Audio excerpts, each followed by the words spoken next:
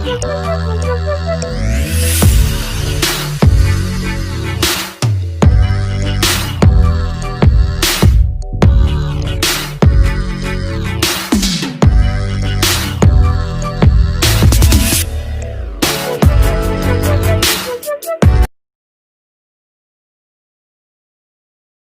Class, मैं विनय Shukla student inter college द्वारा संचालित ऑनलाइन कक्षाओं के माध्यम से आप सभी का हार्दिक स्वागत करता हूं।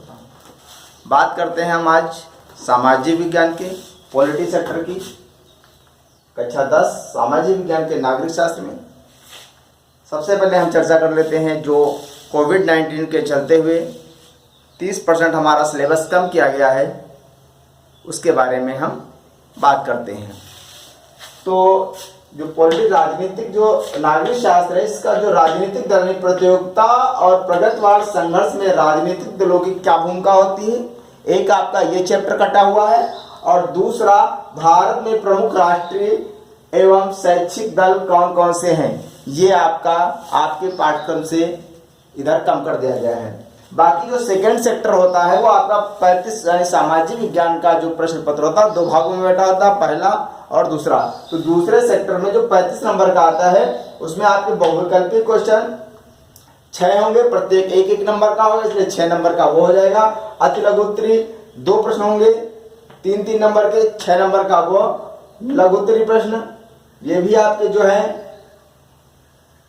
अति लघु उत्तरी आपके 2×3 यानी 6 नंबर के, लघु उत्तरी प्रश्न भी जो आपके हैं 2 प्रश्न होंगे और 6 नंबर के होंगे, और ये 12 नंबर के नहीं, दीर्घ उत्तरी प्रश्न आपके 2 होंगे और ये 6 का होगा 12 नंबर का। 5 नंबर में आपका मैप मानचित्र पूछा जाएगा 1-1 अंक का। इस प्रकार से 35 नंबर का आपका ये होगा।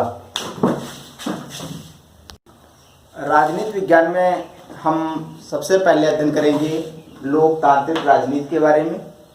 इस लोकतांत्रिक राजनीति को पढ़ने से पहले कुछ हम बेसिक फंडामेंटल्स के बारे में जान लेते हैं, उसके बाद हम अपने चैप्टर को विधिवत चालू करते हैं।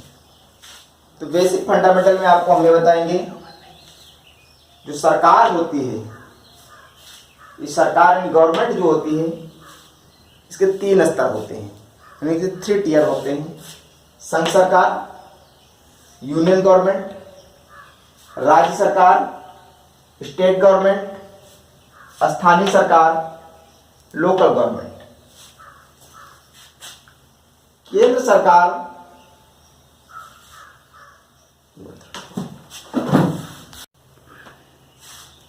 देखिए, जो संघ सरकार या केंद्र सरकार होती है, ये केंद्र का कार्य को देखती है, केंद्रीय सरकार को। राज्य सरकार होती है, ये राज्य स्तर पर कार्य करती है, और ये जो लोकल गवर्नमेंट होती है ये स्थानीय निकायों को देखती है। इसके अंदर ग्राम पंचायत है, जिला पंचायत है, ये सारी गवर्नमेंटें आती हैं।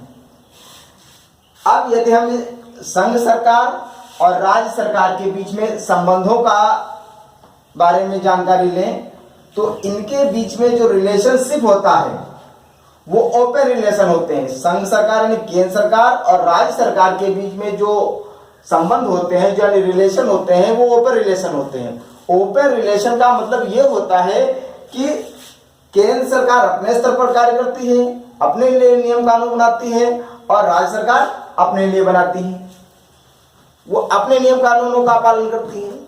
लेकिन जो स्थानीय गवर्नमेंट होती है, लोकल गवर्नमेंट होती है, उसके संबंध संघ सरकार और राज्य सरकार के साथ में ओपन रिलेशन नहीं होते हैं, खुले संबंध नहीं होते हैं। जो लोकल गवर्नमेंट होती है, इसको राज्य सरकार के द्वारा बनाए गए नियमों का पालन करना होता है।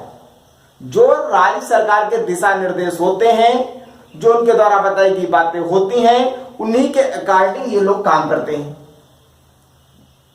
तो इस प्रकार हम ये कह सकते हैं कि संघ सरकार और राज्य सरकार के बीच में खुले संबंध होते हैं, और जो स्थानीय गवर्नमेंट होती है यानी कि जिला पंचायत, ग्राम पंचायत, इन स्तरों पर ये जो होते हैं, ये इसके रिलेशन ओपन नहीं होते हैं। इसके बाद हम देखेंगे गवर्नमेंट्स के पार्ट, सरकार के अंग। सरकार के मुख्यतः 3 अंग होते हैं, कार्यपालिका, विधायिका और न्यायपालिका। कार्यपालिका 2 प्रकार की होती है, एक केंद्र की कार्यपालिका, दूसरी राज्य की कार्यपालिका। विधायिका ये भी केंद्र की और राज्य की। इसी प्रकार से न्यायपालिका के भी 2 पार्ट होते हैं, सर्वोच्च न्यायालय, उच्च न्यायालय और जिला न्यायालय। जो केंद्र की कार्यपालिका होती है इसमें आपका प्रधानमंत्री आता है, प्राइम मिनिस्टर आता है। वहीं राज्य की कार्यपालिका में आप यहां पर राज्यपाल आता है। यहां पर सभी मंत्री आते हैं, ठीक, और मंत्रिपरिषद आती है। ऐसे यहां पर राज्य स्तर के मंत्री आते हैं और राज्य के मंत्री आते हैं। कार्यपालिका का जो मुख्य कार्य होता है वो नीतियों को बनाना। कार्यपालिका का जो कार्य होता है ये नीतियों को बनाना और लागू करना होता है, ठीक। इसको क्या, विधायिका का क्या होता है?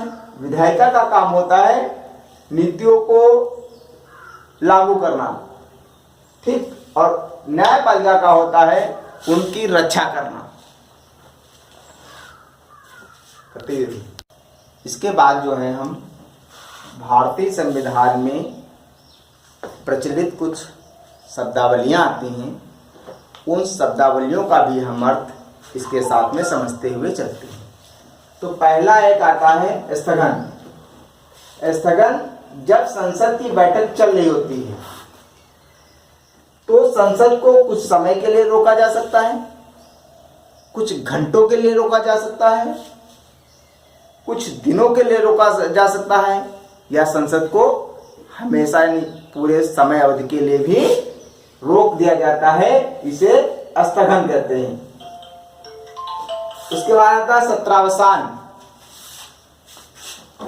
सत्रावसान, संसद में कम से कम 2 बैठकें होनी चाहिए। वैसे होनी तो 3 चाहिए, लेकिन 2 अनिवार्य से होनी चाहिए। एक मानसूनी सत्र, दूसरा शीतकालीन सत्र और तीसरा बजट सत्र। ये 3 होनी चाहिए, लेकिन इनमें से कम प्रतिवर्ष 2 सत्रावसान अवश्य ही होने चाहिए। इन बैठकों को ही संसदीय भाषा में सत्रावसान कहा जाता है। उसके बाद विघटन। विघटन हमारा जो संविधान उसके आर्टिकल 85 में इसका वर्णन है। यदि सरकार अपना बहुमत खो देती है, यदि सरकार अपने बहुमत को खो देती है, अपने बहुमत से कम मतों पर आ जाती है, तो जो राष्ट्रपति होता है वो गवर्नमेंट को विघटित कर सकता है। विघटन का कार्य जो होता है ये लोकसभा में ही केवल होता है, ये राज्यसभा में विघटन नहीं होता है। उसके बाद अगला हमारा है प्रश्नकाल। सदन के बैठक का समय जो होता है वो 10 से 11 होता है।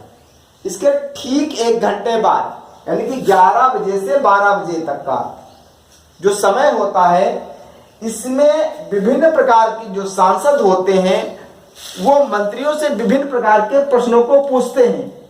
इन प्रश्नों की पूछने की प्रक्रिया को प्रश्नकाल कहा जाता है। अगला जो आता है वो एक शब्दावली आती है तारांकित प्रश्न। तारांकित प्रश्नों में ये होता है जो सांसद मंत्रियों से प्रश्न पूछते हैं उन प्रश्नों के उत्तर तुरंत देने होते हैं, और जो अतारांकित प्रश्न होते हैं उनका उत्तर जो है वो लिखित रूप से दिया जाता है। तो ये तारांकित प्रश्न और अतारांकित प्रश्न, यानी तारांकित में तुरंत आंसर दिया जाता है और अतारांकित में बाद में उत्तर दिया जाता है। अगला आता है शून्यकाल, 0 पीरियड। संसद की बैठक में, जो संसद की बैठक होती है यानी कि इसमें प्रश्नकाल के 1 घंटा के बाद यानी कि 12 बजे से 1 बजे तक का जो समय होता है उस समयांतराल को शून्यकाल कहा जाता है, 0 पीरियड। इसके बाद एक और शब्दावली आती है विश्वास प्रस्ताव। विश्वास प्रस्ताव जो होता है वो मंत्रिपरिषद द्वारा पेश किया जाता है, जिसमें पेश करने वाली पार्टी जो होती है या जो दल होता है वो उसके पास अपने 50% से अधिक सीटें होनी चाहिए। That's all. आज की बात हम यहीं पर पूरी करते हैं। इसके बाद हम आपको एक नए वीडियो के साथ मिलेंगे। इस वीडियो को आप लोग बहुत ध्यान से देखें, समझें और इसको अपनी कॉपी पर नोट करने की कोशिश करें। वीडियो को देखने के बाद में इसको लाइक भी करें और अपने मित्रों तक पहुंचाने की कोशिश करें। धन्यवाद।